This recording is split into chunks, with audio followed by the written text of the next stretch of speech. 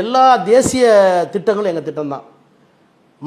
Malaria ஒழிப்பு, national malaria control program எங்கள் திட்டம் தான். நேஷனல் கேன்சர் கண்ட்ரோல் ப்ரோக்ராம், காசநோய் பிரிவு எங்கள் தான். என்ன கேன்சர் புற்றுநோய் எங்களுக்கு தான். எய்ட்ஸ் கண்ட்ரோல் ப்ரோக்ராம் எல்லாமே தேசிய திட்டங்கள் தான். ஆனால் நிறைவேற்றுற இடத்துல நாங்கள் இல்லை.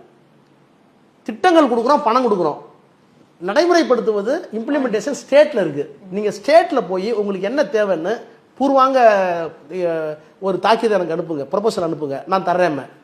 இல்லை எங்கள் ஊரில் கிடைக்கலாமாங்க. இதை 2-3 தடவை வாஜ்பாய் கேட்டுகிட்டே இருந்தார். கேட்டுகிட்டே இருந்து ஒரு கேள்வி நேரம் முடிஞ்சது பிறகு பாராட்டினவரும் அவர் தான். இந்த மாதிரி சிறு சிறு சலப்பு வரும்போது கேள்வி நேரம் முடிஞ்சு நான் வந்து ரெஸ்ட் ரூம் போயிட்டேன்.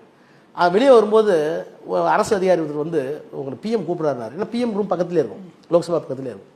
உடனே என்ன பிஎம் கூப்பிட்றாரு, நான் பயந்து போய் ஏதோ ஏதோ என்னாச்சோன்னு தெரியல போகல. போனோன்னு உட்காருங்க ஆச்சாரு, டீ கொடுத்தாரு.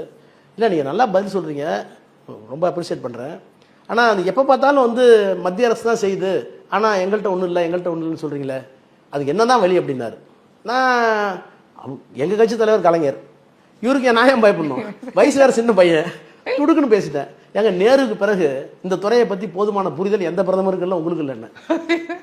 நேராவே நமக்கு கலைஞர்னா உள்ள போகும்போதே ஒரு நடுக்கம் வரும். தலைவர்னாக்க வாஜ்பாய் அந்த கட்சி தலைவர் தானே, பிரைம் மினிஸ்டர்னு சொல்லிட்டேன். என்ன அப்படி சொல்றீங்க, என்னன்னாரு. நான் சொன்னேன், நேரு வந்து எய்ம்ஸ் ஸ்டார்ட் பண்ணார், பாண்டிச்சேரியில் ஒரு ஜிப்மர், சண்டிகாரில் ஒரு ஜிப்மர், நிமான்ஸ் ஹைதராபாத்தில். இந்த மாதிரி தேசிய ஆராய்ச்சி நிறுவனங்களை அவர் தான் நிறுவினார். அவருக்கு பிறகு இந்திரா காந்தியை நிறுவல. எந்த பிரைம் மினிஸ்டருக்கும் அந்த புரிதல் இல்லை. இன்னைக்கு நேரு என்ன தொடங்கினாரோ அதுதான் ரிசர்ச் இன்ஸ்டியூட் வேர்ல்டு லெவலில். அதே மாதிரி ICMR, Indian council for medical research, இவனும் அவர் தான் கொண்டு வந்தார். அதனால் நம்ம நேரடியாக அதை செய்யணும்னா ஒன்றிய அரசு செய்யணும், அந்த மாதிரி இன்ஸ்டியூட் திறக்கணும்னார். என்ன செய்யலாம்னாரு, நேரு ஒன்று திறந்தார்ல, இப்போ தான் நம்மகிட்ட பட்ஜெட் நிறையா இருக்குல்ல, நீங்கள் ஒரு 5, 6, 10 எய்ம்ஸ் திறங்கன்னு சொன்னேன்.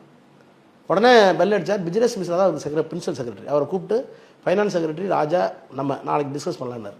ஒரு தேதி கொடுத்து அந்த டிஸ்கஷனில் வெளியே வந்தது தான் டெல்லியில் இருக்க எய்ம்ஸ் மாதிரி 5 எய்ம்ஸ் வந்து நேரடியாகவும் இன்னொரு 5 எய்ம்ஸை வந்து மாநில சர்க்காரோடு சேர்ந்து கொண்டு அந்த பாலிசி டெசிஷனை நாடாளுமன்றத்தில் அறிவித்த அமைச்சர் நான் தான்.